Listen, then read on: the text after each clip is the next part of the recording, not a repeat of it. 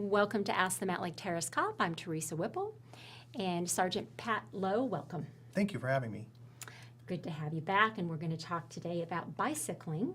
And in particular, we had a reader who asked us about a situation where bicycles and automobiles or trucks end up in an intersection at the Interurban Trail, where there's a couple places it crosses Mountlake Terrace, busy streets. Yes. And what are the rules about, number one, who goes first in those situations, who has the right-of-way, and also maybe you could address a little bit about the safety issues related to equipment and that kind of thing. Sure, no problem.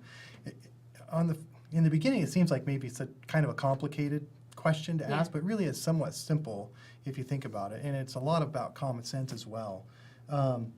So when a bicyclist is riding on the roadway, they have to follow the same rules as someone driving a vehicle. All the rules of the road apply to someone on a bicycle as far as signaling your intentions to turn or coming to stops at stop signs and so forth. When a bicyclist is on a sidewalk or on a crosswalk, they have to follow the rules that a pedestrian would have to follow. So, for example, if a bicyclist is approaching, they're on the Interurban Trail and they're approaching one of those sections where there's a busy road and there's a crosswalk, they really shouldn't just drive out into traffic because the vehicle may not be able to stop in time. So what they're required to do is actually stop at the crosswalk, make sure that the road is clear before they continue on. Okay. Now the vehicle, on the other hand, when they're driving along the road and they come across one of these crosswalks, they need to pay attention to if someone is waiting to cross, and then they are required to stop and let that person, whether it's a bicycle or pedestrian, cross the crosswalk safely. Okay. So.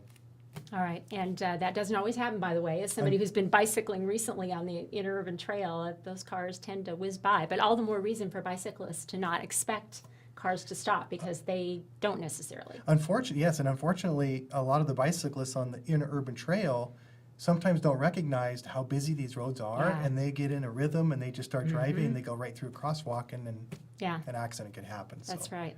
And helmets are required in Mountlake Terrace? They are required in the city of Mountlake Terrace. Now, each jurisdiction probably has their own rules as far as helmets goes, but in the city of Mountlake Terrace, they are required. Okay. And what about equipment on the bicycle? Lights or reflectors, that kind of thing? You have to have reflectors and lights on your bicycle. It needs to be equipped with a white light showing from the front, and it needs to emanate to about 500 feet off of the front of the bicycle, and then you need to have a reflector on the rear of the bicycle, and it needs to be visible within a distance of 600 feet when a car with low beams has their lights on it. Okay. Now, some people ask questions about the flashing lights. That you may put flashing lights on your bicycle as well. They're not required by law. However, if you want to put a flashing red light to the rear of your bicycle, maybe it's for some extra safety precautions, you can do that in addition to the reflector. Okay, good. Good information. Thank you. We will be back again soon with another episode of Ask the Mountlake Terrace Cop.